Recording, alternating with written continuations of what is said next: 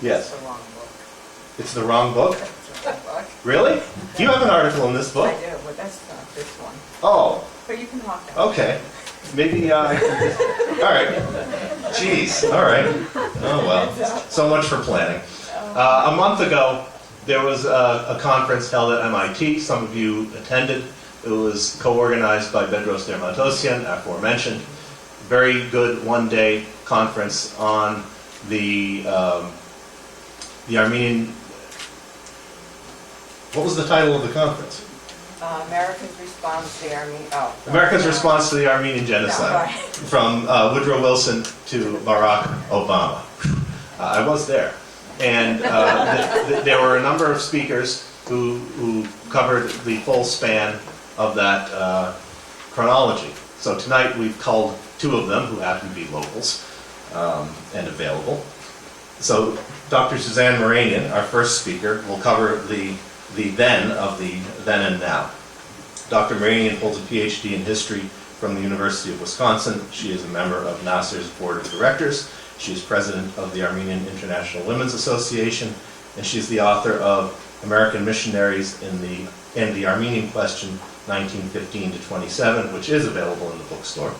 And a significant chapter in this important volume, America and the Armenian Genocide of 1915, as well as yet another important chapter in another important book that I didn't find. But she'll tell you about that, among other things. Now, Dr. Moranian.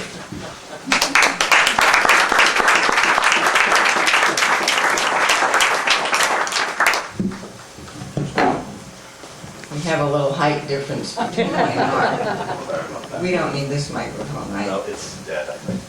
Can you all hear me when I have the microphone here? Can you hear me in the back? Hi. I want to thank everybody for coming this evening, a cold, rainy night. Hopefully it'll be a little warmer this weekend. I want to thank my dear friends for coming, my husband, my most faithful friend and partner, and people whom I haven't met before. I hope I get to meet you by the end of the evening. And thank you, Mark, for that lovely introduction. On the eve of the Armenian Genocide, the United States was a young nation with very little experience in Middle Eastern affairs. The genocide provided an early opportunity for America to experiment with intervention. America's specific action towards the Armenians from 1915 to 1927 established a general model that became a blueprint for America's foreign policy worldwide ever since. In dealing with the Armenian Genocide, the United States established a legacy of paradox, and the paradox is this. The self-interest that impelled the United States to engage on behalf of the Armenians is the same self-interest that impelled the United States to abandon the Armenians.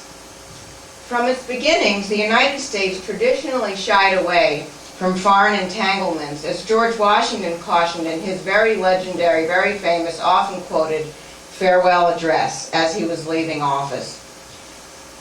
In 1796, he gave his famous speech to his friends and fellow citizens. He warned the young nation not to risk its peace and prosperity by getting involved in European power struggles. It is our one true policy, Washington declared, to steer clear of permanent alliances with any portion of the foreign world. This expedient advice has been cited in the discourse on foreign policy of America ever since.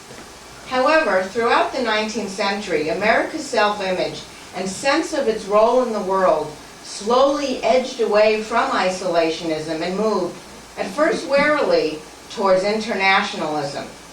Though they appeared to be opposite on the surface, these movements were ironically driven by the same impulse to protect and strengthen the self-interest of the United States.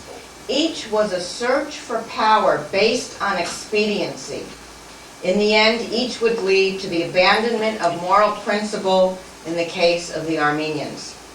Americans, from its earliest Puritan settlers, regarded themselves as unique, chosen people who had a special message to share. Instead of being just a glittering beacon of freedom, a city on a hill, of course that was Boston, to inspire by example from afar, by the end of the 1800s, the United States had become convinced of its urgent obligation to export American principles of freedom and self-determination to what it viewed as a ruined, corrupt world. Instead of avoiding global involvement, as Washington had urged, America began to hunger to propagate its power and influence abroad.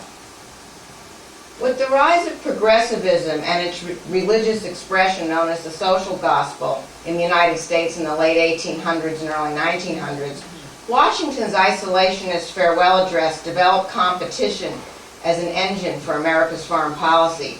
The new prevailing movement, the new social gospel, emerged with foreign policy implications. It blended salvation with social justice. It stressed that each person has a duty to himself and to society.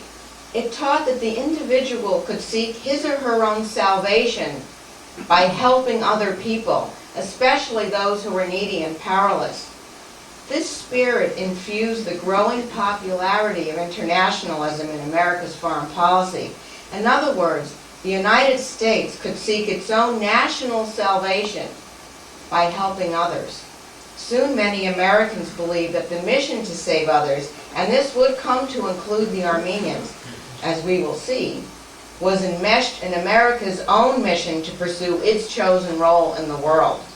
While seemingly altruistic on the surface, it was driven by self-interest. You strengthen yourself by saving others. This outlook influences American internationalism even today.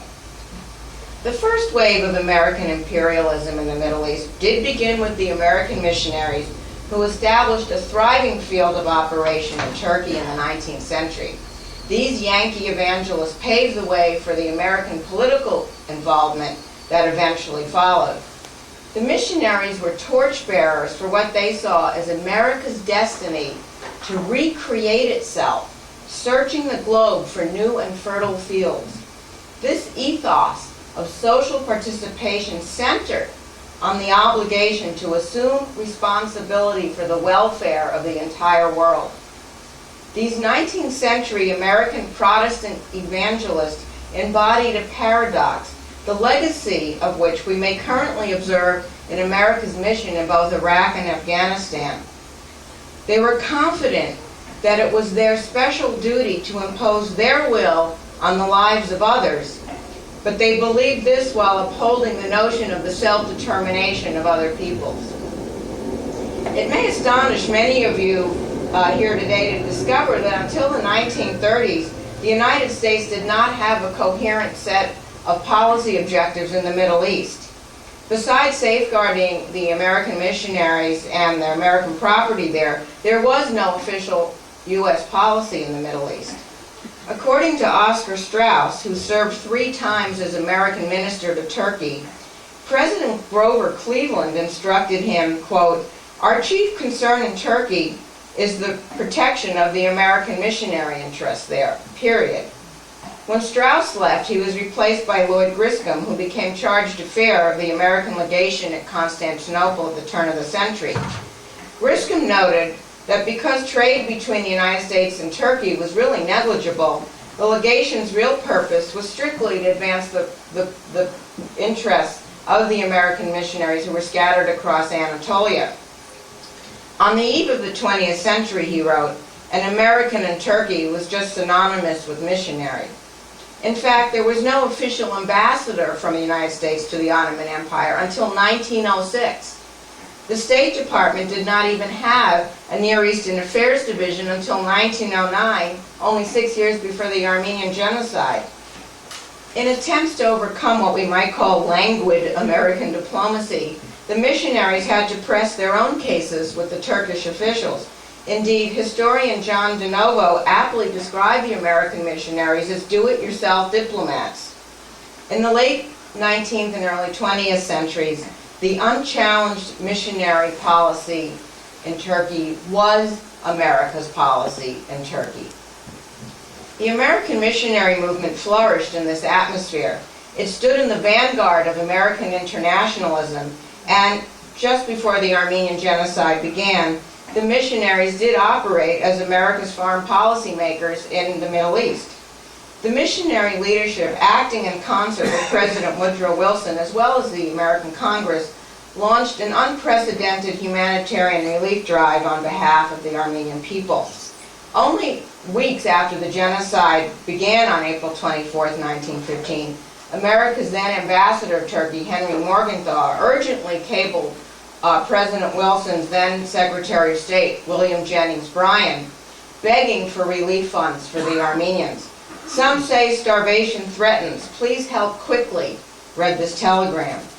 Bryan immediately forwarded this request to the American Board of Commissioners for Foreign Missions, headquartered at 1 Beacon Street in Boston.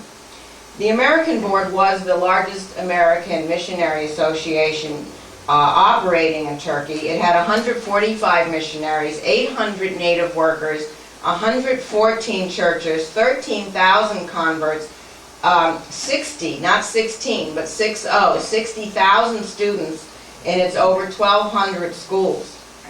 When Secretary of State Bryan contacted the American Board upon receiving Morgenthau's distressing cable to raise relief, he thereby wedded the U.S. government with the missionaries in Middle Eastern pursuits.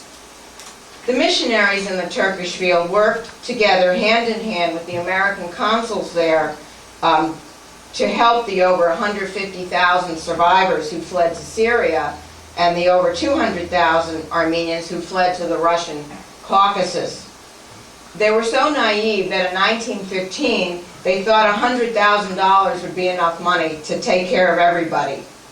And so the American relief organizers were gleeful when they raised double their goal. However, they quickly realized the overwhelming need for far more funds than that, and fundraising efforts took on the practices of a multinational business using the expert advice of the rising new field of advertising and marketing geniuses on Madison Avenue. In 1916, almost $2.5 million were donated, and that doubled to $5 million the next year. In 1919, the U.S. Congress granted a charter to Near East Relief Fund, and that raised a staggering $19.5 million that year. Eventually, the U.S. government would come to donate over $25 million in supplies, services, and cash. Over a 15-year period, Near East Relief spent $116 million in assistance and helped somewhere between 1 and 2 million refugees, 2/3 of whom were women and children. They educated 132,000 orphans in the Near East Relief schools, and because of the American missionaries supported by the American government, America assumed the moral mandate in the Middle East. New ground was broken by expanding the foundation of support of American philanthropy in the Middle East. And the United States led the world in feeding, housing, clothing, and educating the Armenian refugee population. As an American peace negotiator was to declare in 1920, "It is no exaggeration to say," he wrote, "that the Armenians would have disappeared as a nation had it not been for America's missionary-led relief efforts."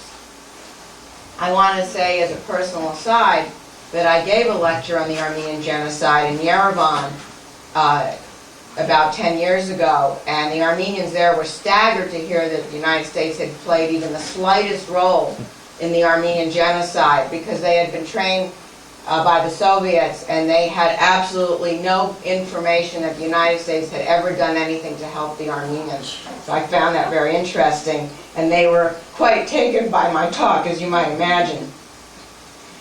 This unprecedented outpouring of American philanthropy, which transcended any known nationalizing charity at that time, actively demonstrated America's desire to transplant a blend of Christianity and American democracy overseas in an act of self-propagation.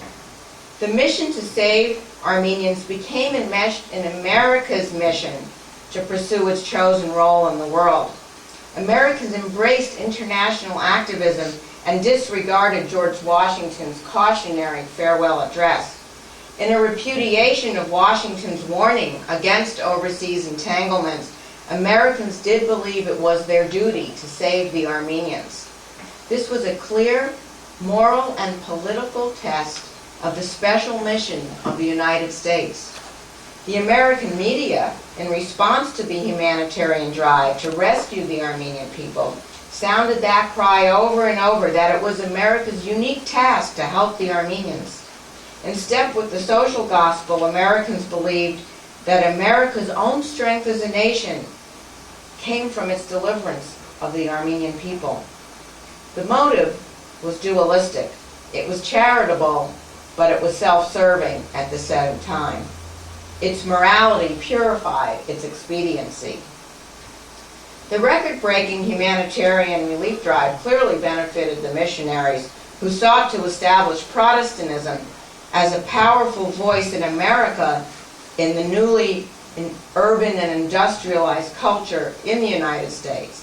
And the Protestants looked to expand their power in the new transforming America via their missionary programs abroad. They would strengthen themselves at home as policymakers in a new America by strengthening their missionary programs overseas.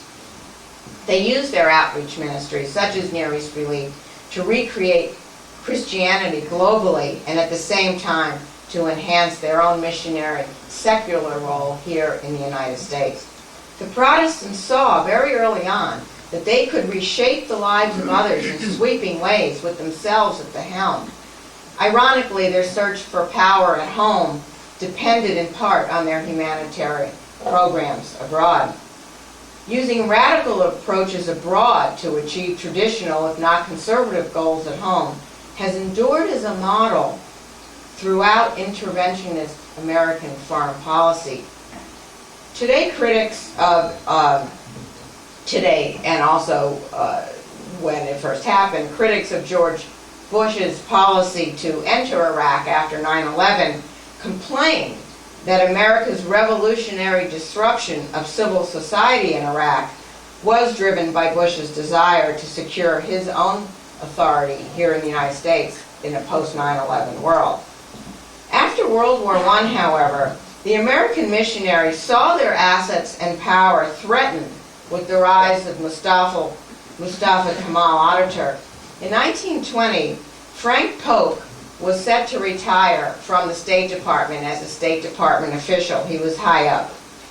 He complained that after World War I, he complained that the Allies were doing all in their power to perpetuate the war and disturbances in the Near East. He saw what everybody saw, that the Allies were not creating a peace, they were setting the stage for future wars. And as he said, it would be the same old game, and that's what he called it, the same old game. And he said the Turks will come back, and each country will be vying for its favor. And only a few years after Polk wrote that, he saw that he was right. In fact, after World War I, as we have all seen, the Allies were actually reviving Turkish power and sovereignty. Americans could scarcely believe it, but they were unwilling to do anything about it. The role of the Allies in putting the Turks back in the saddle, unintentional at first, began to dawn on Americans around 1920. The Allies' policies, secret agreements, and internal squabbling fed right into the hands of the Turks, helped to rebuild the Turkish army, united the fragmented Turkish citizenry, and repaired the Turks' broken spirit. Before long, the Turks were restored to power, flushed with success. This held very poor consequences for the American missionaries there, as the xenophobic Turkish nationalists clamped down on foreign missionaries as unwanted intruders. The secular Kemalist regime expelled numerous missionaries, levied oppressive taxes on the missionaries, seized their valuable property, shut down the thriving medical missionary facilities, and allowed only for secular schools that promoted Turkish studies. There was to be no mention of God and no efforts to proselytize. With millions of dollars and 100 years of missionary work invested in the Turkish field, the American missionaries were now dangling in a very precarious situation. To continue their self-interested religious imperialism, the missionaries chose to accommodate themselves to the Kemalists. However, the Turks would not tolerate the Americans unless the Americans promised to sever their ties with the Armenians. Faced with this dilemma, the missionaries deliberately chose to cut themselves loose from the Armenian community to pursue Muslim conversion in Turkey, a conversion that was highly unlikely since direct conversion was strictly prohibited. The ethical cost of this appeasement included missionary censorship of the internal dissent within their own ranks regarding this decision, and official missionary revisionism with regard to the Turkish crimes against the Armenian people, and of course this included the abandonment of the Armenians. Thus, as a requisite to preserving their Anatolian operation, the American missionaries opted to cut their bonds with the very Armenian Protestant community they created. A search for power drove the missionary involvement with the Armenians. This same search for power drove the missionary abandonment of the Armenians. This is the paradox that was to replay itself over and over again in American policy towards the Armenians. The self-interested nature of American internationalism was revealed upon America's entry into World War I. The liberalism of Woodrow Wilson's foreign policy featured his promises of self-determination. His power as a world leader involved the tenet of self-government for oppressed peoples. Thus, Wilson did stand as a beacon of hope to the Armenians. They believed that he represented moral principle outweighing expediency.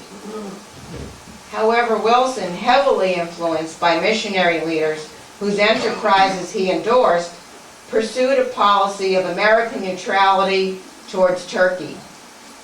Many Americans urged the United States to declare war on Turkey during World War I as a way to rescue the Armenians. Also, as a belligerent, the United States would be in a better position to dismantle a post-war Turkey and therefore have a stronger hand in delivering justice to the Armenians after the war. Wilson believed that such a move, however, was impractical. War with Turkey, he said, would threaten the relief efforts to help the Armenians, as the Turks would most likely, he said, immediately shut down the missionary programs and expel the Americans. He was determined to preserve the vast American philanthropic interest in Turkey worth millions of dollars.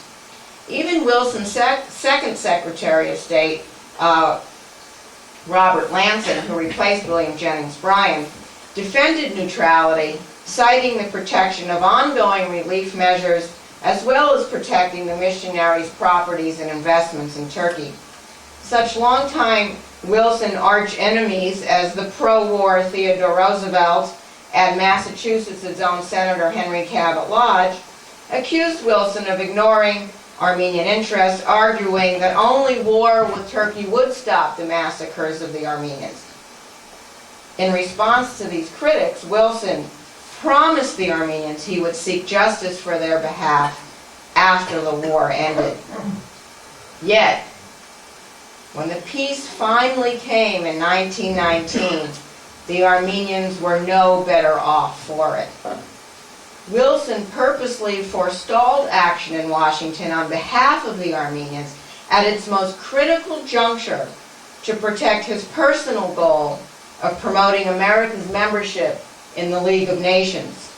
He issued generalized, if not confusing, promises of autonomous development to the Armenians throughout the entire Paris Peace Conference, publicly highlighted with his famous 14 points framework for peace, as well as privately in his behind-the-scenes quiet remarks to the other world leaders there.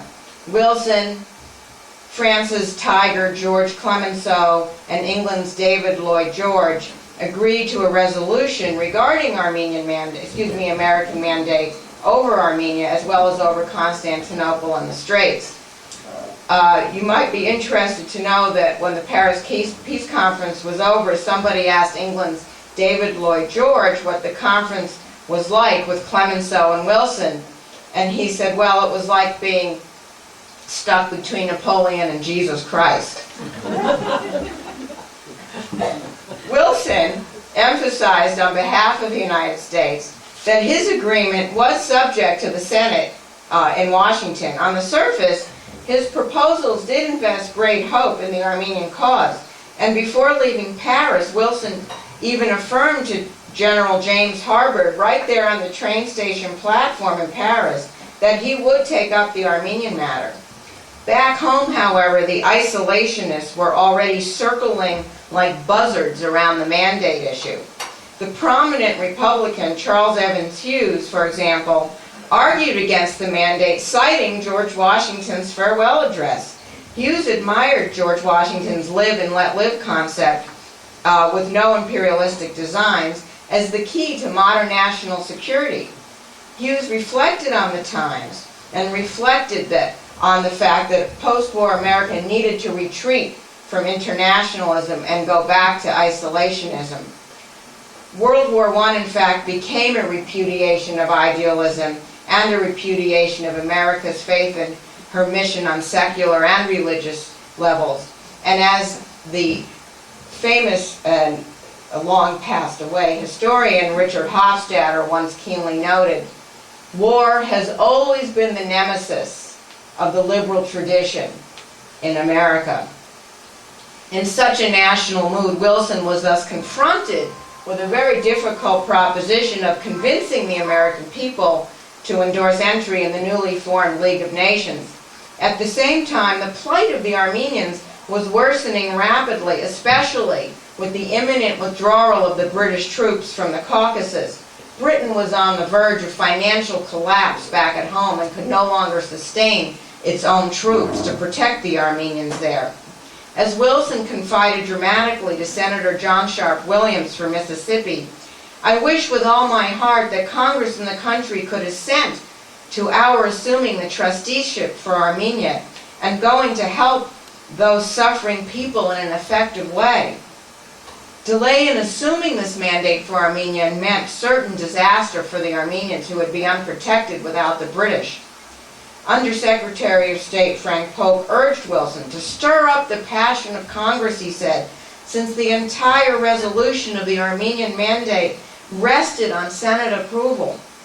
The chances of the increasingly isolationist Senate would dim with every passing day, so Wilson's timing was crucial. Literally, the world was waiting for Wilson. What Wilson then did was nothing short of astonishing. He sent a simple note to his Secretary of State Lansing. It was short, it was blunt. He clearly understood its immediate consequences for the Armenian people. Although it was not Wilson's long-term intention, the note he would write killed off any chance that the United States would ever intervene on behalf of the Armenians. What did Wilson say in his note? I fear, he wrote, that it would be most unwise to put before Congress, just at this stage of the discussion of the League of Nations, either a proposal to promise to assume the mandate for Armenia or to send American troops there to replace the British and assume temporary protection of the population. And yet, will our own public opinion tolerate our doing nothing? That was his note. So there it was.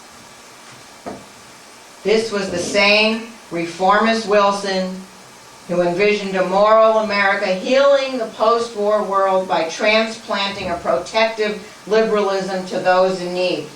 Wilson, not unlike America's Iraq policy today, believed the United States could deliver peace and justice by recreating itself globally and prevailing over tyranny. Armenia was a good place to start. Yet by August 1919, Wilson confronted a forbidding challenge in winning the fight to persuade America to join the League of Nations, which he viewed as critical to the strength and power of post-war America. After his presidency ended, Presidents Warren G. Harding and his fellow Republicans, followed by Coolidge, echoed America's post-war demand for a return to isolationism, while at the same time actively pursuing expanded foreign business investments in Turkey and the Middle East. This foreshadowed gloomy prospects for the Armenians at the Lausanne Conference, the final chapter in the Armenian question. Lausanne would be the last chance for the Armenians to secure any rights, security, and even a homeland in Turkey. There, once and for all in Lausanne, Armenian hope for justice was denied by a reinvigorated Turkey, which enjoyed the cooperation of the Allied powers and the United States government. The Turks at Lausanne refused steadfastly to discuss the rights of the remnant Armenian population, with almost no protest whatsoever from the American negotiators. As a final insult to the Armenian people, the American missionaries jointly served with the American government as architects of this post-war rapprochement with the Turks. It better served the self-interest of both the Washington policymakers as well as the missionary leadership to disengage from the Armenians in the 1920s and instead align themselves with Kemal's Turkey. Thus, the self-interest that initially underwrote American commitment to the Armenians drove its very demise. Self-contradiction is the enduring legacy that marks American foreign policy even today. Many Americans, for example, staunchly oppose nation building as well as foreign entanglements to the United States, finding Washington's farewell address still relevant. Yet at the same time, these same Americans are committed to exporting American democracy and advocating American intervention around the world, such as in Iraq and Afghanistan. Both urges driven by a desire to empower America without relying on any other country.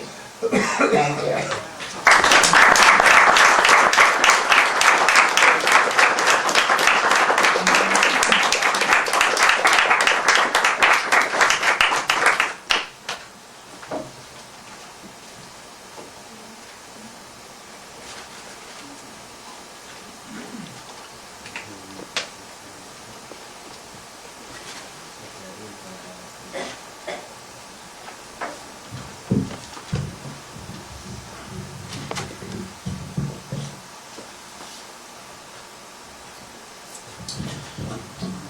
I'm not going to introduce myself, but I want to say it's very challenging to follow Suzanne as a speaker. I mean, to speak after Suzanne. Not difficult to follow her as a speaker. It's very easy to follow.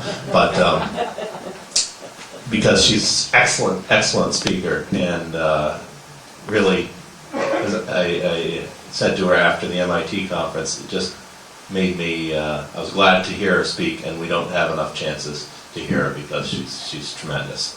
So, I know you all agree with that, and I will now move on to my end of the chronology, the now.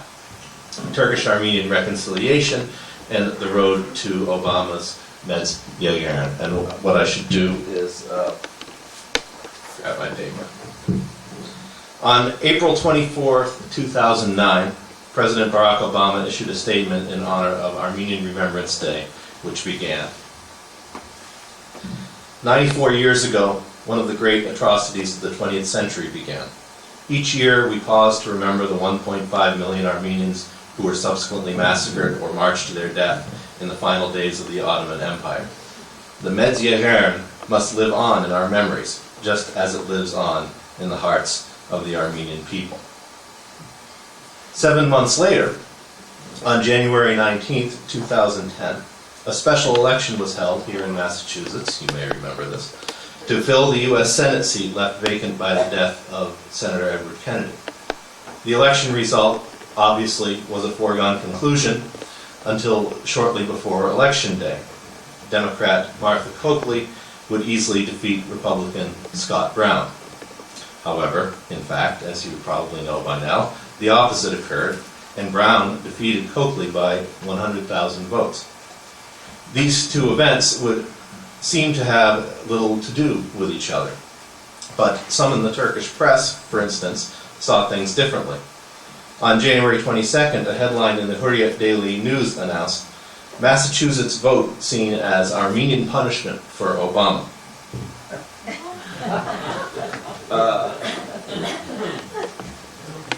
Many Armenian Americans, it read, voted against U.S. President Barack Obama's candidate in Tuesday's election for a key Senate seat in Massachusetts in an effort to punish the Democratic president. They accused Obama of breaking his pledge to acknowledge what they call the Armenian Genocide, the story began. And it goes on. So why did the Massachusetts Armenians decline to staunchly back Coakley in the election in this New England state with strong democratic traditions, with long-standing links to the Kennedy family? The answer is that this was not a matter about Coakley or Brown, but about Obama. In line with the dropping popularity figures for Obama seen in public opinion polls, most Massachusetts Americans pulled back their support from the president after what they viewed as a disappointing first year on the job. The Armenians had their own additional reasons. During the 2008 presidential campaign, Obama at least twice publicly pledged to recognize the last century's Armenian killings as genocide. But he reversed his position last year and instead strongly supported a reconciliation process between Turkey and Armenia. This is all a quote from this interesting article. It certainly seems plausible to me, although I haven't seen any polling data to support the idea, that there was some backlash among Massachusetts Armenian American voters against Coakley for the reasons so stated in the Hurriyet article. Not only had President Obama failed to provide unqualified recognition for the Armenian Genocide the previous April, but his administration had also supported the largely unpopular Turkish-Armenian protocols. On the other hand, the Democrat Coakley's 100,000 vote margin of defeat far exceeded the population of Armenian Americans, not just registered voters, but all self-identified Armenian Americans in Massachusetts. The Hurriyet article spoke more to a belief in Turkey in a supernaturally powerful Armenian diaspora than to reality. Armenian American anger was not what propelled Scott Brown to the Senate. The question then that might interest us more than this somewhat tangential issue is, how did matters reach the point where the Armenian American community could be perceived to have abandoned or punished a presidential candidate it had embraced with such enthusiasm a year before? In order to answer this, I need to briefly look back over the records of previous U.S. presidents. The last sitting president, as you may know, to refer to the Armenian Genocide as such, was Ronald Reagan in April 1981. Subsequent presidential candidates, George H.W. Bush, Bill Clinton, and George W. Bush, pledged themselves unambiguously to recognize the Armenian Genocide, but avoided the term once in office, instead commemorating each April 24 or thereabouts the Armenian massacres, deportations, forced exile and annihilation, murder, mass killings, and so forth, seeming to exhaust the list of descriptive terms for genocide without using the word genocide. This terrible event is what many Armenian people have come to call the Great Calamity, declared President George W. Bush in 2005. Great Calamity being a usage that will become relevant when we get to President Barack Obama. Both as senator and as presidential candidate, Obama outdid his predecessors, not only in the non-ambiguity, but also in the sheer quantity of his statements on the Armenian Genocide. Let's look at a few representative samples. On July 28, 2006, I know that's small, but take my word for it. On July 28, 2006, responding to the dismissal of then U.S. Ambassador to Armenia, John Evans, for using the term genocide, Senator Obama wrote to Secretary of State Condoleezza Rice about the, quote, untenable U.S. position. Quote, the Armenian Genocide in 1915 is not an allegation, a personal opinion, or a point of view, he asserted, but a widely documented fact. During the presidential campaign, candidate Obama was even more outspoken. quote, "As a senator, I strongly support passage of the Armenian Genocide Resolution, House Res 106, Senate Res 106. And as president, I will recognize the Armenian Genocide," he stated on January 19, 2008. "America deserves a leader who speaks truthfully about the Armenian Genocide and responds forcefully to all genocides," he added. "I intend to be that president." In a letter of June 16, 2008, to Ken Hachikian of the Armenian National Committee of America, Obama wrote, quote, "I share your view that the United States must recognize the events of 1915 to 1923 carried out by the Ottoman Empire as genocide. We must recognize this tragic reality. The Bush administration's refusal to do so is inexcusable." And a campaign fact sheet issued shortly before the election in October 2008 reaffirmed, "Barack Obama strongly supports passage of the Armenian Genocide Resolution and will recognize the Armenian Genocide." Also worth noting is a video message by Professor Samantha Power, which was released in January 2008, just prior to some of the major early primaries. As the author of the book A Problem from Hell and the long-standing public advocate for recognition of the Armenian Genocide, Power carried enormous credibility in the Armenian American community. Her role as an advisor to Obama further burnished his credentials as the candidate whose promise to acknowledge the Armenian Genocide would be kept. In the video, Power praised Obama's, quote, "willingness to challenge conventional wisdom and conventional Washington," his deep interest in the issue of genocide and genocide prevention, his record on Armenian issues, including his, quote, "very forthright statement on the Armenian Genocide," his support for the Senate resolution, his willingness as president to commemorate it and call a spade and to speak the truth about it, etc. Still smarting from the failure in 2007 of House Res 106 to reach a floor vote, despite having at one point a majority of the House lined up in support of the bill as co-sponsors, the major Armenian American institutions and advocacy groups embraced candidate Obama. ANC Chairman Hachikian declared, "Our pre-election polls showed between 80 and 85% support for Obama-Biden in our community, a very strong showing, particularly in a community well represented across the American political spectrum." Obama's election raised the hope that as president he would deliver on his promises in a way that previous administrations had not. The Armenian Assembly praised Obama's and Biden's record on Armenian issues, observing that the incoming administration, as Reagan's did, can avoid the annual exercise of congressional consideration of a genocide resolution by simply using their constitutional powers to reaffirm U.S. recognition of the Armenian Genocide. Not only Armenian Americans were carefully observing these events and statements. The election of Obama posed a clear challenge to the Turkish political establishment and its perennial goal of blocking U.S. recognition of the Armenian Genocide.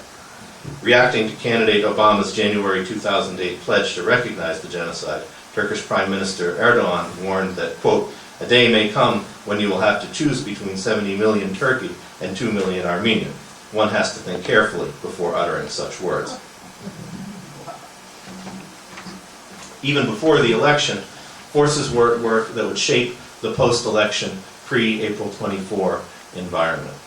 The most significant initiative within official circles was the so-called soccer diplomacy process that began with Turkish President Abdullah Gül's September 2008 visit to Yerevan, and which culminated with Obama's April 2009 visit to Turkey, significantly as part of his first trip abroad as president. In an analysis entitled "Soccer Diplomacy and the Road Not Taken," published in April of 2009, Armenian Weekly editor Kachik Moranian accurately and presciently pointed out, with a Democratic majority in Congress and with the prospects of an Obama-Biden victory high, there seemed to be a growing realization in Turkey that it would be only a matter of time before the U.S. officially recognized the Armenian Genocide. Moderates argued that the best strategy for Turkey would be to disrupt the harmony between the Armenian state, which has made genocide recognition one of its foreign relations goals, and the Armenian diaspora, by starting negotiations with the Armenian Republic and receiving concessions from it on the genocide recognition front. Turkey would create a schism between the diaspora and Armenia and undermine passage of the Armenian Genocide resolution in the US and other countries, they argued. Or, as Mehmet Ali Birand wrote in Hurriyet on March 10, 2009, Obama intended to start a negotiation period and thus get rid of pressures exercised by the Armenian lobby. For during elections, he had tied himself down regarding the genocide issue. Let's not forget that the only way to ease the tension between Armenia and Turkey and to get rid of the genocide pressures is the Armenian initiative. There is no other way. The next preemptive gesture came not from the Turkish political establishment, but from a group of Turkish intellectuals who are in most ways opposed to that same Turkish political establishment and sympathetic to, quote, the suffering of the Armenians. Reportedly 2 years in the making, the I Apologize campaign was launched in Turkey just a month after Obama's election and immediately generated a great deal of discussion and media coverage around the world. Not, of course, an official apology. In fact, it was harshly criticized by Prime Minister Erdogan and other Turkish officials. The petition was presented as principally the work of 4 Turkish writers, public intellectuals, and advocates of Turkish-Armenian reconciliation. The statement begins, "My conscience does not accept the insensitivity showed to and the denial of the great catastrophe and the Ottoman Armenians that the Ottoman Armenians were subjected to in 1915. Its appeal to conscience, notwithstanding, the apology was a well-calibrated political gesture that significantly shaped the discussion leading up to April 24, 2009, even if many of the signatories to this statement saw themselves as making a purely humanitarian gesture, and I have little doubt that many of them did. Importantly, the apology does not acknowledge anything. Rather, it expresses a non-acceptance of insensitivity and of denial of what it called the great catastrophe. No other aspect of the apology generated more discussion and maybe more repercussions than the choice of this term. Great catastrophe was intended to be a translation of the Armenian phrase Medz Yeghern and is so translated in the official Armenian translation of the apology text. Statement co-author Baskin Orhan, one of the campaign's most public spokespersons, revealed the reasoning behind this usage in an interview with the Canadian Broadcasting Corporation on December 12, 2008. Great catastrophe in Armenian Medz Yeghern was the only definition, the only expression used until the Armenian diaspora discovered the PR value of Armenian genocide, he explained. Therefore, we use great catastrophe. Elsewhere, Orhan had stated that the Armenian diaspora has put the term genocide forward for propagandistic reasons in order to pretend that this event is the same as the genocide of the Jews. Orhan and others connected with the campaign thus had endeavored to cast a haze of negative motivations on diasporan and especially Armenian American efforts to have the Armenian genocide recognized as such. And having become aware that Medz Yeghern / great catastrophe, or great calamity, was one of the Armenian terms for the genocidal experience, they proceeded to appropriate and assert this expression as more authentic in a way, and preferable to the politicized term genocide. The fact was that Medz Yeghern great catastrophe had itself become a politicized term, ripped from its Armenian context and transformed into a diplomatic dodge. Pope John Paul II, for instance, quote, skirted controversy on his visit to Armenia by avoiding the word genocide, reported the BBC in 2001. His use of the Armenian term Medz Yeghern, which means great calamity, to refer to the murders, staved off the potential diplomatic storm which the word genocide might have provoked from Turkey. On April 24, 2005, as previously noted, President George W. Bush commemorated the Armenians' quote, great calamity. The official Armenian language translation of this statement rendered great calamity, of course, as Medz Yeghern. The potential synergy between the seemingly polar opposites of the perennial efforts of the Turkish state to remove the term genocide from the discussion in the altogether kinder and gentler efforts of the apologizers was noted again by apology co-author Baskian-Oran in Miliet. He stated, "Parliaments around the world were automatically passing resolutions. These are going to stop now. The diaspora has softened. The international media has started to no longer use the word genocide." He later boasted that even the President of the United States has used the exact term of our campaign. Allow me to pause dramatically to drink some water.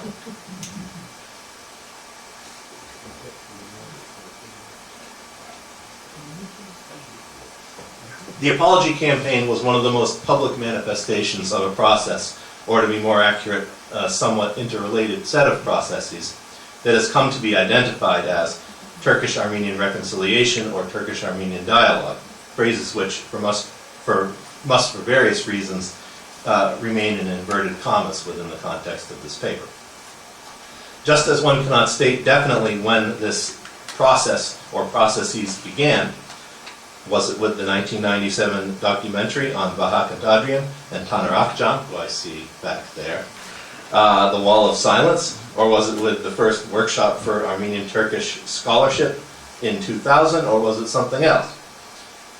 Or, for that matter, what constitutes a part of this process? Academic conferences and collaborations, the Turkish-Armenian Reconciliation Commission, aka TARC, the murder of Hrant Dink, and the commemoration of his murder, the I Apologize campaign, the Turkish-Armenian protocols. Are these all part of Turkish-Armenian reconciliation, quote unquote? Neither can one state definitively what impact this process has had on the shaping of U.S. policy regarding the Armenian genocide. We can't state it definitively because ain't nobody saying it in the State Department. However, what can be stated is that over the past decade, 3 successive American presidents have invoked the notion of Turkish-Armenian reconciliation in order to justify opposition to recognizing the Armenian genocide.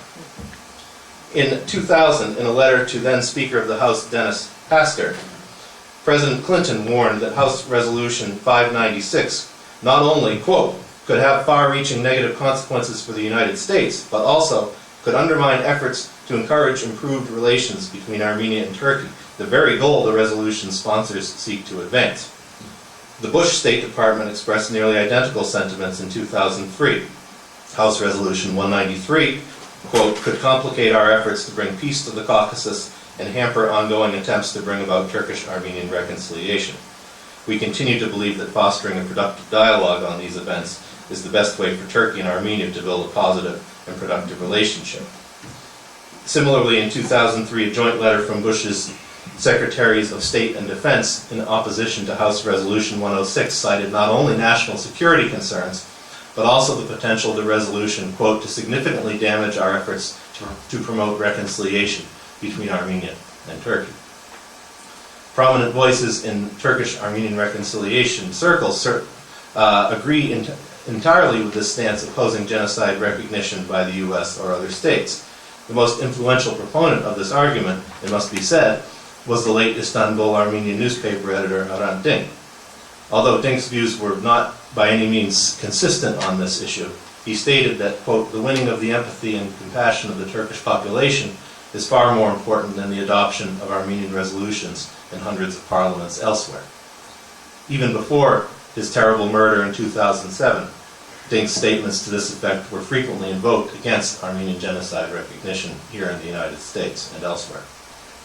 Consequently, it is fair to conclude that whether or not several U.S. administrations have been attuned to the nuances of Turkish-Armenian reconciliation, particularly its scholarly discussions, which have produced some significant work, they are aware and altogether willing to make use of it. Turkish-Armenian reconciliation, alas, has provided a justification to oppose genocide recognition domestically for a reason that appears to show concern for furthering better relations between Armenians and Turks, or more properly, between Armenia and Turkey, while in fact presenting Armenian Americans with a sort of Hobson's choice.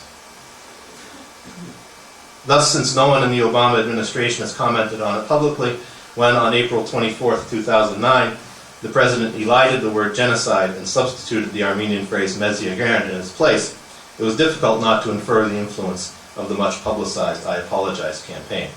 Similarly, both his April 24 statement and his comments in Turkey earlier that month indicated that improving relations between Turkey and Armenia and genocide recognition were mutually exclusive, a discourse that has often been voiced within these same circles. Addressing the Turkish parliament on April 6th of last year, Obama praised Turkey as a critical ally, paying tribute to the legacy of Mustafa Kemal Ataturk and to Turkey's strong, vibrant, secular democracy. The president also spoke of confronting the past and noting that our country, that is to say the United States, still struggles with the legacies of slavery and segregation, the past treatment of Native Americans. He stated that reckoning with the past can help us seize a better future. I know there are strong views in this chamber about the terrible events of 1915.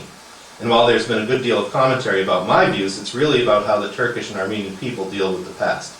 And the best way forward for the Turkish and Armenian people is a process that works through the past in a way that is honest, open, and constructive. We've already seen historic and courageous steps taken by Turkish and Armenian leaders. These contacts hold out the promise of a new day. An open border would return the Turkish and Armenian people to a peaceful and prosperous coexistence that would serve both of your nations. So I want you to know that the United States strongly supports the full normalization of relations between Turkey and Armenia. The president's slippage from Turkish and Armenian people to Turkey and Armenia is instructive. That is to say, the Armenian diaspora, and most relevant to this particular discussion, Americans of Armenian descent, are effectively squeezed out of the discussion altogether. This long-cherished Turkish goal was achieved at the expense of Obama's own fervent supporters.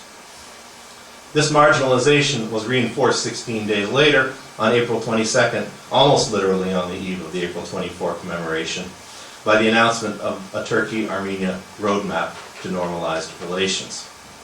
This statement set into motion a complex process that resulted in the September 2009 signing of the Turkey-Armenian protocols, a process which, when I wrote this paper, was still ongoing, but as of about a week ago appears not to be so much, or at least it's not ongoing in the same way that it had been. Whatever the long-term effects of the announced roadmap, which was immediately welcomed by the U.S. State Department, its immediate effect was to provide the Obama administration, in the wording of the Financial Times, with leeway to avoid terming the killings genocide, a step Turkey warned would jeopardize the bilateral talks as well as relations with Washington. And indeed, when in Turkey, Obama had stated, "I'm not interested in the U.S. tilting these negotiations one way or another while they are having a useful discussion." By April 24, 2009, then, the president's avoidance of genocide was no longer surprising. He was, however, rebuked by Armenian American individuals and institutions. Today's statement does not reflect the change the president promised, stated Armenian Assembly Executive Director Brian Arduni. Ross Vartian of the U.S. Armenian Public Affairs Committee, while noting that the president's commitment to improving Turkey-Armenia ties was laudable, said that normal relations between these nations and an open Armenian-Turkish border are not substitutes for the United States affirming its own voluminous history on the Armenian Genocide.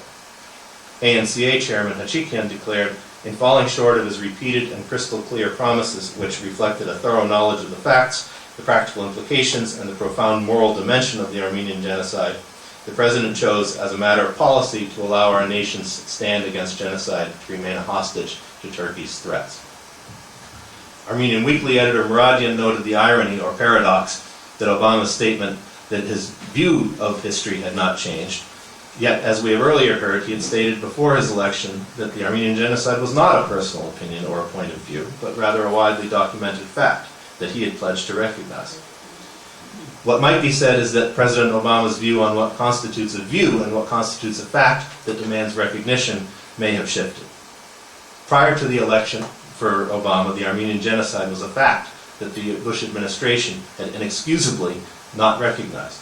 After the election, it was downgraded to a view. President Obama's April 24 statement, like those of his predecessors, proved to have far-reaching repercussions. I'd like to conclude by touching on one of them. 4 months after April 24 of last year, the Ninth Circuit Court of Appeals in California handed down a ruling. You've probably read that already.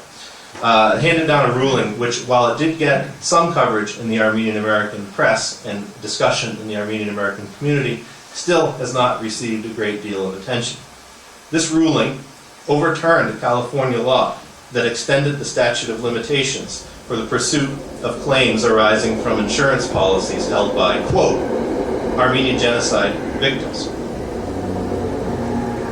The statute was overturned on the basis that it, quote, impermissibly infringes on the federal government's foreign affairs power, unquote. How does it do so? By recognizing the Armenian genocide. In the majority opinion of the court, the negotiations between the executive branch and Congress concerning the various genocide resolutions, and the public statements and letters of two presidents, that is to say Clinton and Bush, clearly established a presidential preference against providing legislative recognition to an Armenian genocide. Although, it continued, the presidential foreign policy in the present case is not embodied in any executive agreement, nonetheless, this does not detract from the policy's preemptive force. In short, by using Armenian genocide, California has defied the president's foreign policy preferences. And, quote, whether or not California agrees with this decision, it may not contradict it, unquote. Here in Massachusetts, the preemption argument has been introduced into a legal battle, which you are probably many aware of, in which groups that promote the Turkish state's version of history seek to prevent the Armenian genocide, or as they term it, the genocide thesis, from being taught in public schools without also including on an equal footing denial of the Armenian genocide, also known as the contra-genocide thesis. Because, as they argue, a state-mandated curriculum that includes the Armenian genocide preempts the federal foreign policy prerogative.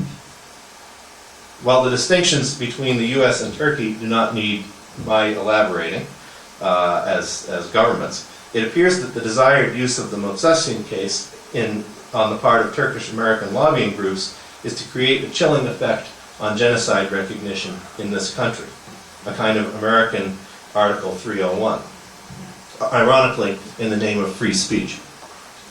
If taken to its logical extension, what this decision means, and I'm quoting here, is that all 40 states, and there are more than 40, that have recognized the Armenian genocide have to set aside that recognition, said Brian Kabatek, attorney for the plaintiffs in the Matossian case. It may be that inadvertently, the clearest argument yet that presidential recognition of the Armenian genocide is much more than mere symbolism has been provided. Whether such an argument will alter President Obama's current stance, whether he will be that president who recognizes the genocide of the Armenians, remains to be seen. And as a final postscript, I will note that this paper was written a month ago for the MIT conference, and thus before this year's April 24th statement, part of which appears here. I didn't have to add or alter anything because essentially the statement is a continuation of last year in its rhetoric and usages. So I will conclude there, and I would ask Nancy to say a few words before we take some questions. I'll be quick. Thank you, Mark.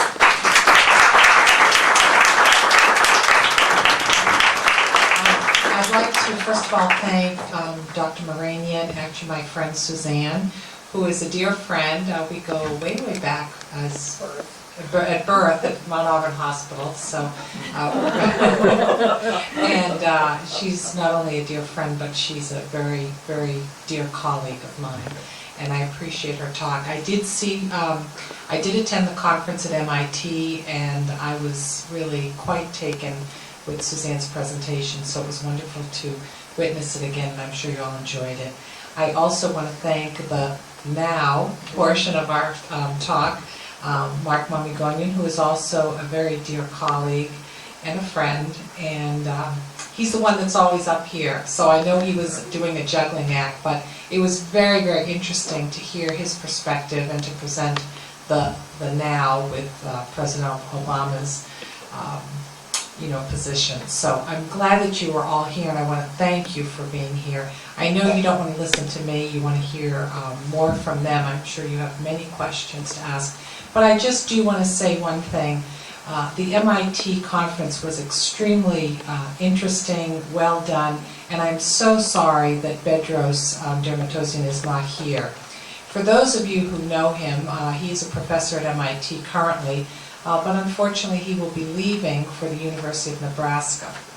And that's a loss to the community here, but I joked with Bedross and said, well, you know, maybe you can find some Armenians in Nebraska, because wherever Armenians go, they seem to find other Armenians. So we're hoping that it will be an experience for him. He does not want to leave, but I told him to look at it as an experience. So when we had the conference, I had told Mark that I thought it would be nice to have an abridged version here at NAASR, and to also honor Bedross, to say goodbye to him.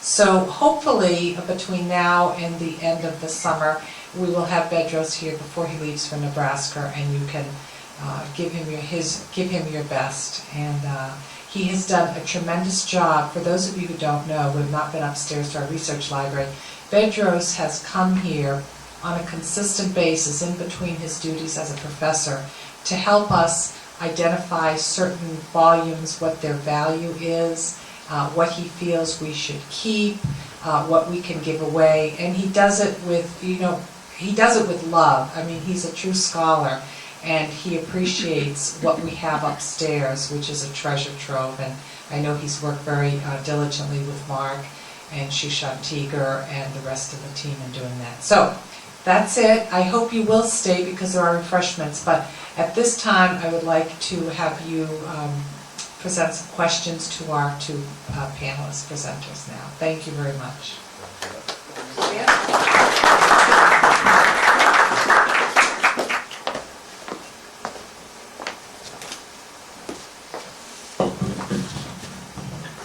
Any questions?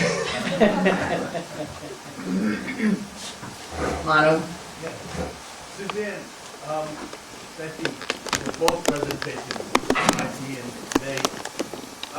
For the missionaries, when we think about the Armenians, you know, because they brought in education and so on, getting their introduction to Western point of views, if you will, how much did the missionaries play into that versus, say, Armenians going to Europe and coming back to Armenia? Okay. Well, that's a very good question. There are numerous sources of agitation on the part of the Armenians for seeking greater freedoms under the Sultan, one of which you mentioned was Armenian, mainly sons, going off to Europe to get a Western education.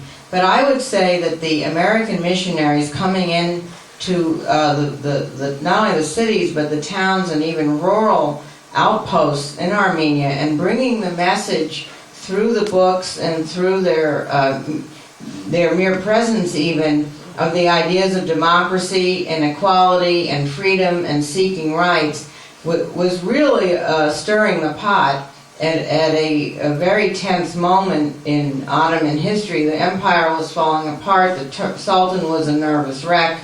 The Armenians were the most loyal of all the subjects in the Armenian Empire among the minorities, and I think that many historians have noted that the missionaries should take a lot of the blame for setting on a collision course the Turks and the Armenians in the 19th century. So that is a good question. Thank you. Conversely, Suzanne, if the 19th century was the greatest century in America for people who left the historical Romans the first time to come here, what impact may have they had on us not being isolation? What impact did immigrants from other countries coming to America have on our own isolationism? Well, that's an interesting question. It's not one that I have never thought of isolationism in that sense before.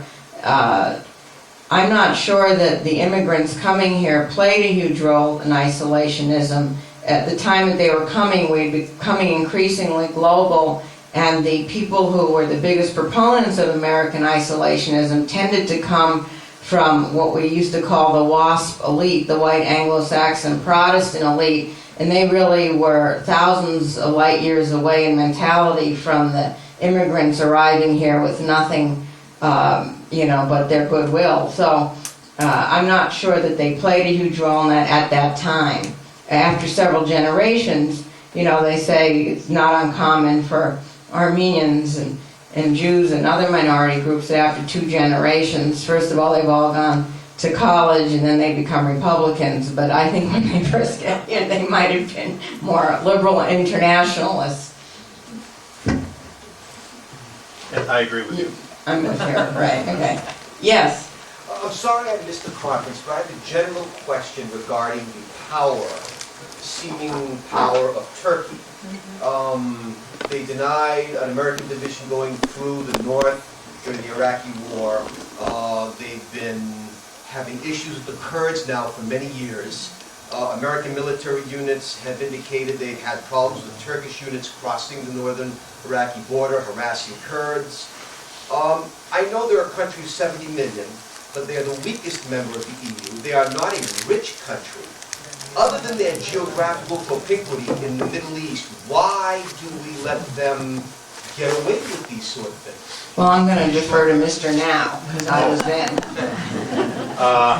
Well, couple reasons probably. The joke, location, location, location. That's certainly one thing. Being one of the strongest, possessing one of the strongest armies in the world is probably also another factor. Turkey. Do you mean America or Turkey? Turkey does, yeah. Not stronger than the United States, but it is certainly a regional superpower. I don't know where its military ranks in the world, but rather high in terms of size and level of technology, which obviously comes in large part from our shores, the technology that is. And so we've got location, we've got strong military, we have the fact that it is a moderate. Yes, thank you. A moderate Muslim democracy, however, problematic any of those terms might be. In terms of the region, that becomes an important factor. It also has, as Suzanne outlined, now going back a long track record of history of cooperation with the United States, even despite some of the non-cooperation in the Iraq War that you pointed out. I don't know if that answers the question exactly. What role has Israel played in blocking the genocide question? The much vexed question of what role has Israel played.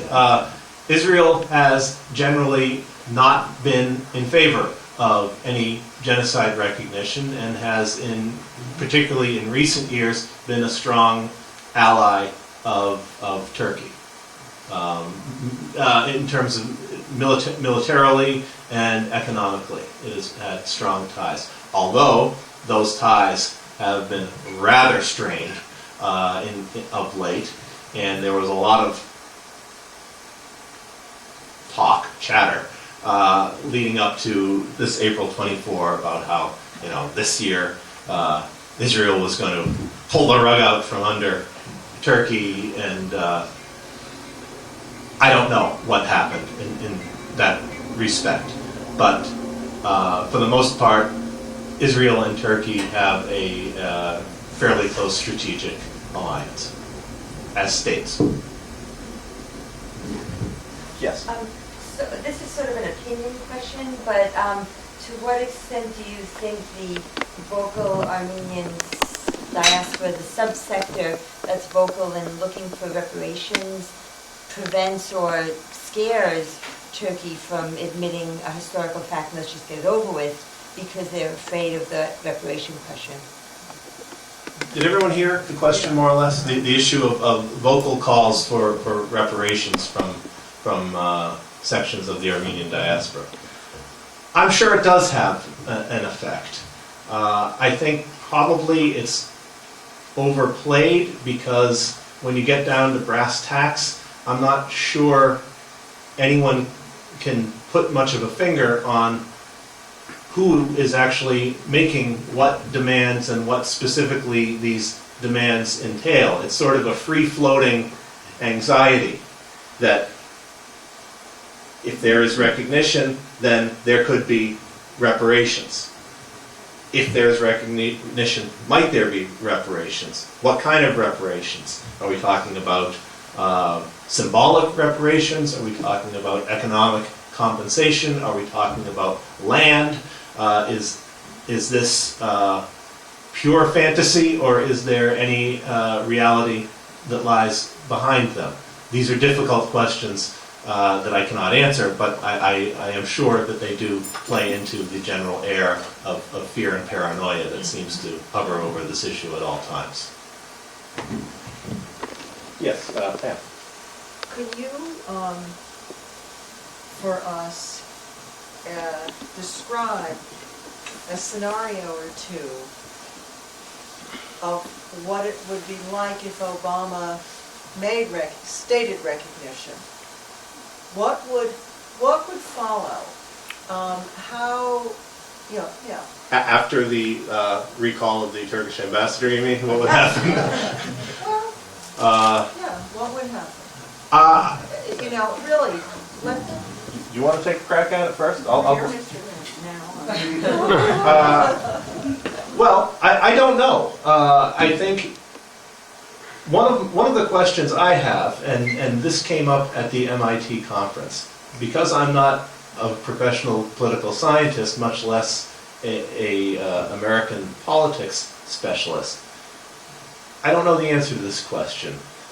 But what's that? They don't. No one else could answer it either, which made me feel a little bit better.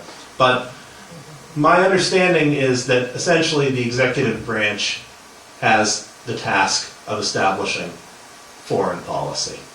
That foreign policy flows from the executive in consultation with the other branches when necessary. So I don't know if 5 days ago or 4 days ago, if President Obama had said, today is a day to reflect upon and draw lessons from the Armenian Genocide of 1915, if suddenly a switch is flipped and suddenly it's now U.S. foreign policy to acknowledge the Armenian Genocide. And then if in a couple of years he gets voted out of office, President X comes in and says, today is the day to reflect upon the tragic events of 1915. If the switch gets flipped back the other way, and now the U.S. foreign policy is not to acknowledge the Armenian Genocide. I don't know how that works. I'd sure like someone who does know to tell me. What happened after President Reagan did, number one, and what happened specifically within the Armenian community? I mean, what was the effect? What would be the response then, and what was the response within the Armenian American community, and what would it be now? The question is, what was the response in 1981 when President Reagan referred to the Armenian Genocide? I don't remember, frankly, and I don't remember reading much about it. It would be very interesting, and Manu does remember, and I will ask him to give me his recollections in a moment. I would like to go back and look in the Armenian American papers of the time to see if it prompted more than a ripple of comment. At the time, there was certainly not as much emphasis placed on this because it wasn't as large an issue, because there wasn't a track record, as far as I know at that time, of active U.S. non-recognition. So when Reagan said Armenian Genocide, okay, but clearly it got some kind of response. I don't know about how public it was, because it didn't happen again. And I think the loud response probably came from official Turkish circles who said, I'm guessing, what? You said what? And don't do that again, please, for these reasons. And it didn't happen again. Not from Reagan, nor from anyone else. Yes, Manu.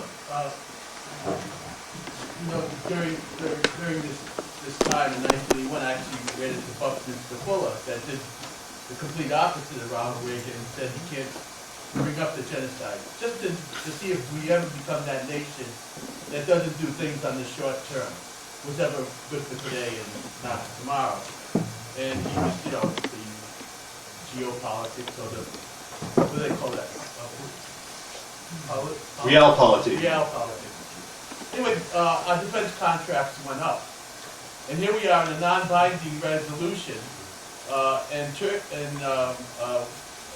Turkey's threatening our defense industry as well. As we know, 5 defense plants, and I'm working with one executive to write on behalf of Raytheon the other direction. And the reality is that with this non-binding resolutions, we're getting the same threat that France did for a resolution that I think imprisons you or convicts you or whatever if you speak out against the genocide. Well, the reality for France is their contracts, and they're the only country outside the United States that has the parity of technology that you were talking about earlier. The defense industry or the defense of Turkey went up tenfold. As one of the big publishers in one of the Turkish papers said, she said that this will blow over in 6 months at the most. Yes, sir. Yeah, my question is on the same theme as the gentleman. We are saying we don't know what will happen if the U.S. recognizes the Armenian genocide. Let's look at the 20 other countries who recognize the Armenian genocide and nothing happened. Why can we say that a big thing will happen if the U.S. will recognize it? I disagree with that mentality, and I think nothing will happen. The Turkey needs the U.S. more than the U.S. needs Turkey. Okay. If I understood Pam Steiner's question, it was more what would the effect be on the Armenian American community? It's all of that, but I'd love to hear some answer. I don't have a good answer to that one either, because of course either. But I think one effect it would have is that I think anyway. It would certainly increase a sense that Armenian Americans, with an underline on the American part, that their elected government is on quote-unquote the right side of history. And I think every American wants that in some sense, and certainly has the right to advocate for it. I think also it's important because in this country, whether we like it or not, curricula tend to flow from the top of the mountain down to the bottom. And whether the federal government takes a particular stand on a particular issue, whether it's historical or scientific, or for that matter probably mathematic, has an impact on how textbooks are written, how history is taught or not taught. And this, I think, is profoundly important and far-reaching. Develop. Well, I was going to say, would it be correct? Would it be correct to think, Turkey, in my view, Turkey's always been a horrible, unreliable ally, but at any rate, during the Soviet era, I think that their main importance was as a listening post, an intelligence center. But with the passing of the Soviet Union, like, who cares anymore? And the size of their army, by the way, I mean, we underwrite their army, so that's really an effect on the cause. But with the surge of violence in the Middle East, in Iraq, and God knows what all, that has sort of perpetuated, at least for the time being, Turkey's importance to the U.S. A lot of the logistics into Iraq run out of Turkey. And it would be a fearsome thing to the Americans if Obama said genocide and Turkey said, okay, no logistics is leaving Turkey for Iraq.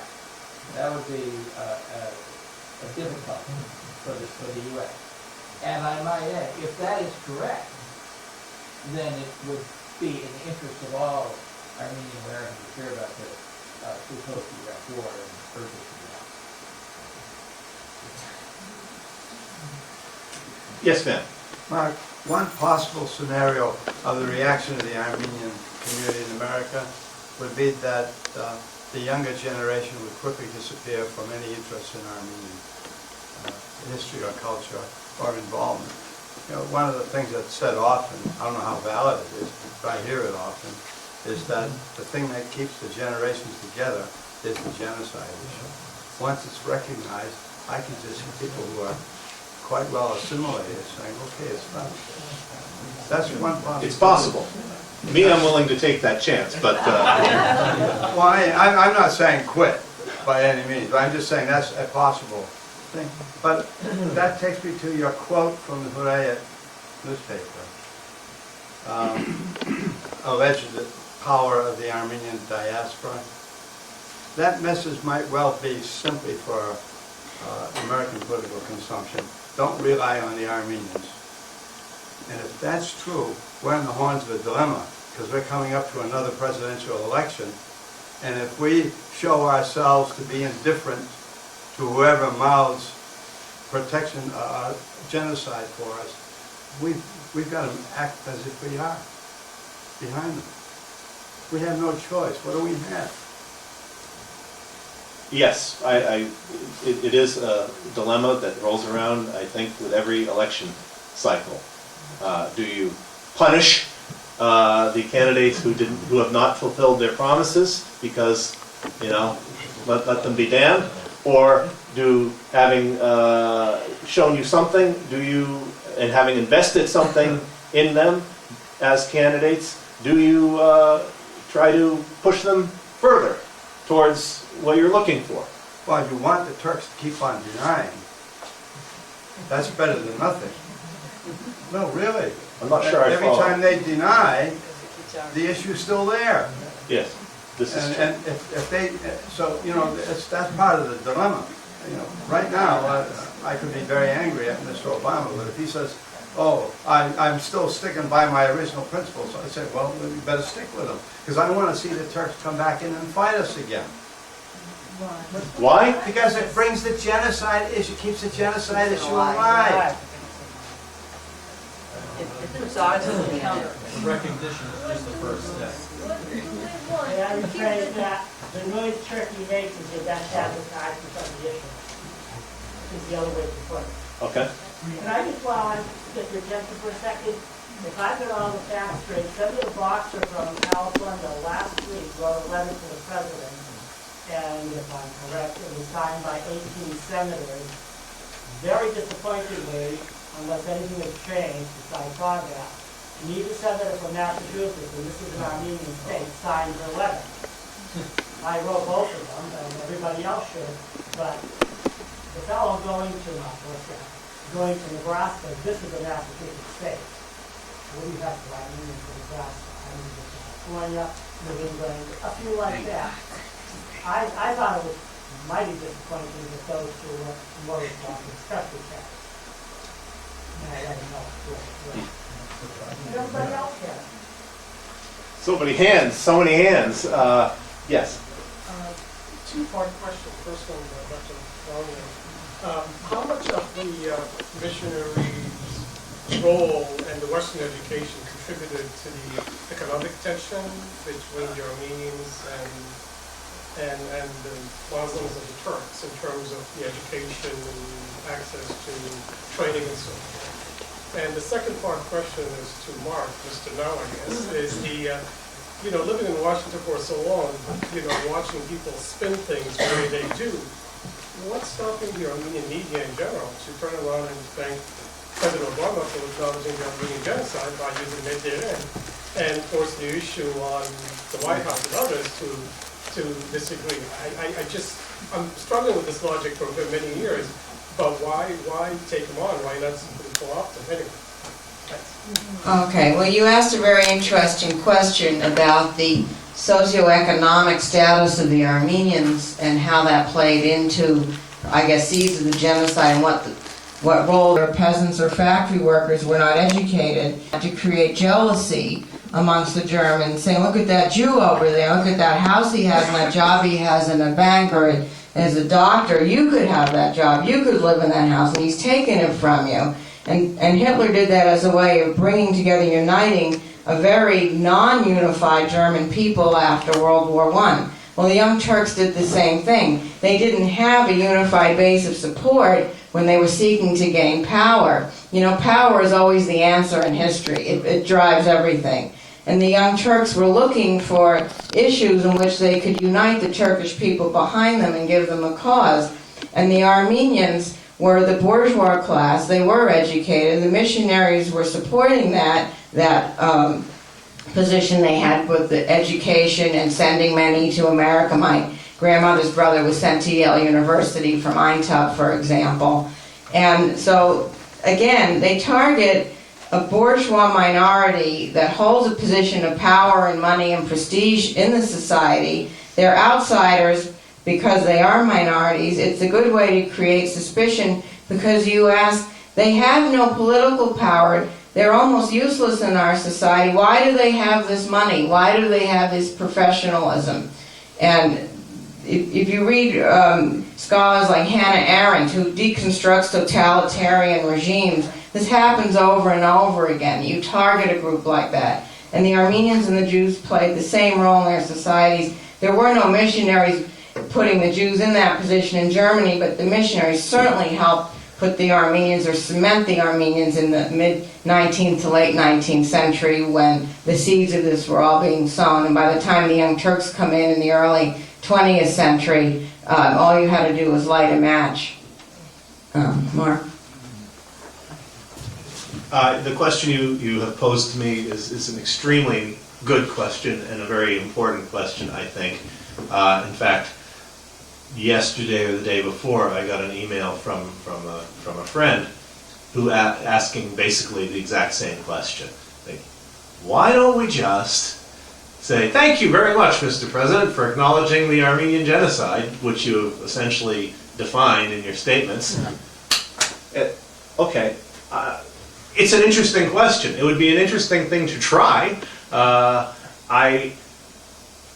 thought somewhat along similar lines after the 2007, I guess it was, resolution fiasco. But I would have to say that, assuming it stands up, to me that Matossian case in California was a bit of a game changer, because that case says if the president, in so many words, and almost in these words, if the president doesn't acknowledge an Armenian genocide as such, then there is no recognition of an Armenian genocide, period. That none of the presidents have refrained from defining what happened to the Armenians as genocide. They have refrained from using the word, therefore creating, apparently, a policy of non-recognition. It is no one in the executive branch that has ever denied the Armenian genocide.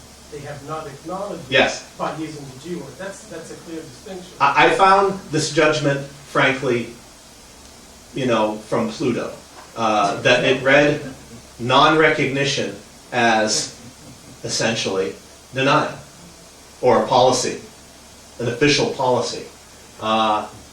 It's going to have to be overturned. If it doesn't, then it stands. And the consequences are going to be, let's just say, interesting. Though I don't think interesting in a good way. Oh, so many hands again. Barbara.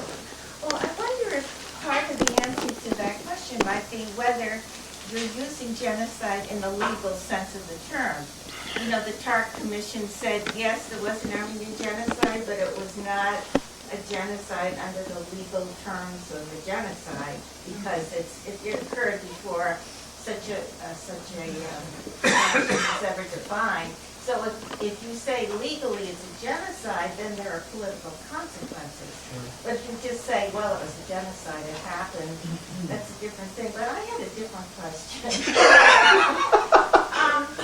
I think academically, we all know that there's a lot about the genocide that we don't know. We know there was a genocide, but there's a lot about it we don't know. And we've seen by Taner Akçan's work and other works that we can learn a lot by talking to Turkish scholars. Now, it seems to me that that's a very promising road for those of us who want to be more enlightened.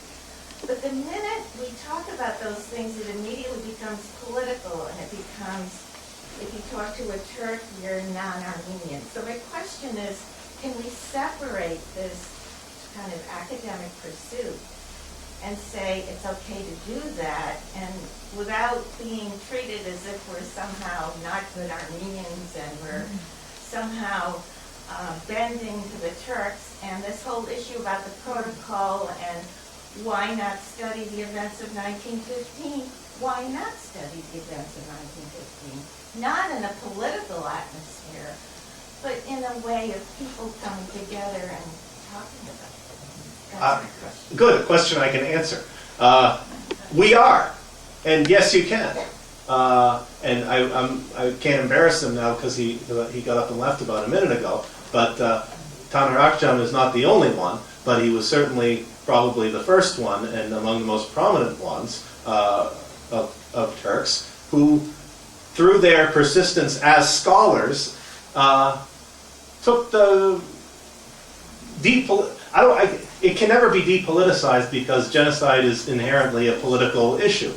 But it's no longer, an event fraught with symbolism when Taner Akçam and an Armenian scholar appear on the same podium. It's just scholars who do the same kind of work. And just to get in a plug, a few weeks ago, Taner's chair at Clark and the Ohanessian chair at Minnesota and NAASR organized a workshop at Clark that brought together scholars, Armenians, non-Armenians, Turks, Armenians from Turkey, etc., to assess where the field is as a field of research. And if there was one point of universal agreement, it was that, okay, we don't have to sit around proving that this happened anymore. That phase is definitively done. That doesn't mean you stop studying, of course. As you say, there is a lot we don't know, and there's a lot that we're learning every time new research comes out. And some of the best new research is being done either by Turks or by people with access to Turkish language sources. But Good. Why in the discussion of the protocol was there all this criticism of the fact that there might be an historical commission? Because it never said to determine whether there was a genocide or not. It said to study the events of 1915. It didn't even say that much, actually. Why was that such a big point? I think because it sought to create an ostensibly scholarly body within a political framework. And it sort of suggested that this work isn't already ongoing and in fact quite far progressed and rather sophisticated. In calling for impartial work, it sort of suggested that, what's the work that's being done up to this point? Partial, biased, and within a political framework we're going to get impartial scholarship? That sort of stretches credulity somewhat. Yes? A couple of questions. I think probably just taken from the comments that have been made, but how prepared really is the Armenian community, are we, for recognition? Number one. And number two, just going back to what someone else said, the leverage that Turkey has here. I think you mentioned 4 administrations. All 4 have said that they would recognize the genocide, quote unquote, and all 4, including our most recent, have not. Once they get into that position, I think it's more than location. I think we're naive. I think there's a lot more going on, and I really would challenge people to maybe Russia's playing games, maybe other people are. There's something going on. There's some real dark leverage going on there. I just really would challenge people and say, what's going on, and let's not be naive. There must be other things going on, and I just, that's it. Okay, I'll just stop at that point. Could you repeat the first question again? How Because prepared it was are we really? how prepared is the Armenian community Are we really in the event of recognition? Say not very prepared. Who speaks for the what do we mean by the Armenian community? What do we mean by the Armenian diaspora? Who represents the Armenian diaspora? If we were to succeed, in getting the genocide recognized, where do we go factually? What kind of a plan is in place? I'm appointing myself spokesperson, so I figure that's as legitimate as many of the other bodies or individuals who claim to speak for the Armenian diaspora, which their authority is mostly self-derived. So. On the second floor. Wait, George. I took the Armenian Genocide course at the university, and Simon Paisley at the end of the course raises the question, what if the Turks did, recognize the genocide? And I don't think we have Ms. Then and Mr. Now, but I think we need, Mr. in the future. Because I don't think the community's talked about this, because how can you make plans now if you don't know where you're going? I mean, we keep harping on the Turks recognizing the genocide without any idea of beyond that, or I haven't seen it discussed. I don't know if that's unusual, by the way. And I don't know if, I'm going to turn to my Greek friends in our midst. Does the Greek community make plans as a Greek community? I didn't think so. And I think ethnic communities tend to be somewhat, if not fractured, then at least not univocal. If I may speak to the future, Please since do. neither of us is Mr. or Mrs. Future. You've been there. I've been there. I think the point, or the hope, is that if somehow we can resolve this genocide discussion with the Turks, that we can then open the borders and build an economic future together and strengthen each nation and strengthen the whole Caucasus in that part of the world. And I think that's the future plan. And I think that people who are designing TARC and designing the protocols, whatever your opinion may be on them, the hope is to then put those issues behind us in some manner so we can move forward and build a strong economic future. When you have trade and commerce with a nation, you're much less likely to go to war with them. So hopefully it would bring peace and stability, economic health, improve the social and cultural and all sorts of ways, improve the lives of the people in those two nations. And I think that's the future that was being envisioned. But of course we have the stumbling block. So the past is getting in the way of our future. And I just wanted to say one other thing. The woman who asked about reparations isn't here anymore. But one of the reasons nations like Turkey don't want to acknowledge things like the genocide isn't always so much that it's just about the genocide, but it's because, as I said before, the answer in history is always power. If they start to admit that part of their sense of their past, which ties into their sense of legitimate authority in the present, is suspect, they begin to unravel their entire source of legitimate authority today. And they don't want to do that. That's why the Catholic Church went after Galileo. Because they didn't really care about Galileo so much, but he challenged the Catholic Church's explanation on the universe. And if he turned out to be right, then everything they stood for was wrong, then they're out of business. Same thing with Turkey. So all these repressive regimes, they build up a mythic sense of where they came from, what they stand for, and if you start to unravel one thread in that tapestry, you're going to unravel the whole tapestry, and they can't explain themselves and why they're in power anymore. And that's what they're afraid of. Lucy. I would make a comment. It would be very interesting to find out from the Armenian community how many of them have deeds to properties. I know we do. And other tangible evidence. Yes, the issue is of deeds to property and other tangible assets that were held in the Ottoman Empire. Because we always assume the church don't want to acknowledge it because they're afraid they'll have the deluge of people clamoring for reparations.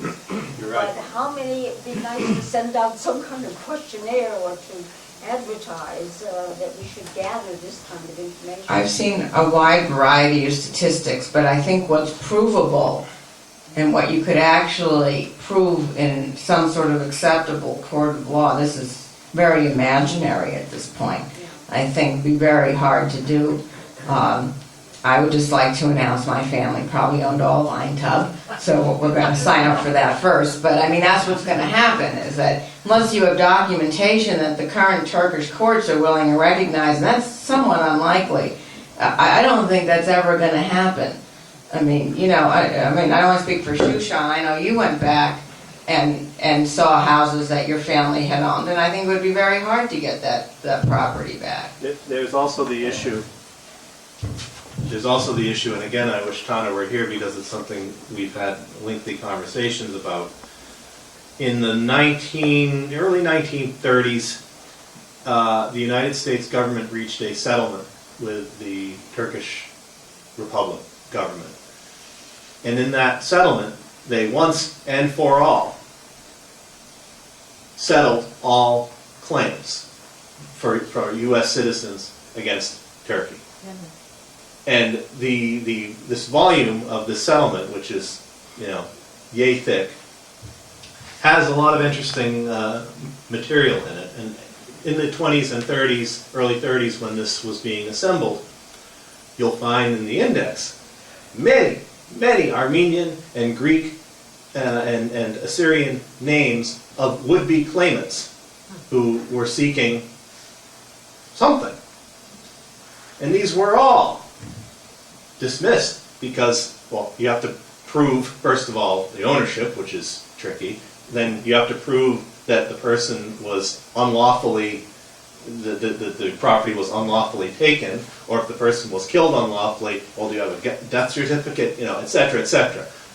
Any number of legal hoops were necessary to jump through, and they were all thrown out. And a settlement amount was reached. I forget how much it was, a couple of $1 million. I can tell you that no Armenians or Greeks or Assyrians got any of that money. Mostly it was American corporations who had laid claims for damages and losses. But if this is correct, and it seems from what I read that it is, this, for U.S. citizens anyway, once and for all, closed the door on that particular avenue of seeking reparations. Doesn't cheer me up either, folks, but that seems to be what it is. That doesn't preclude insurance settlements, as we've seen. It doesn't preclude other avenues as well. This is not my area of expertise, but I wanted to share that. Yes, sir. Yeah, we'll take one more question and then. If such an agreement was signed between the U.S. government and the Turkish government, it's not valid as far as individual Armenians, Assyrians, or Greeks are concerned. It's not valid. If they are U.S. citizens, it is. No, it's not valid. The government has no right to speak in the name of any individual without consulting them. They don't represent it. I think the fact that there's no chance anyone's getting it. On that troublesome and unresolved note, Suzanne and I both, I think, thank you all, and thank you for all the questions. See you next week, I hope, and there are refreshments. Well done. Very well. Can we take a picture? Yes.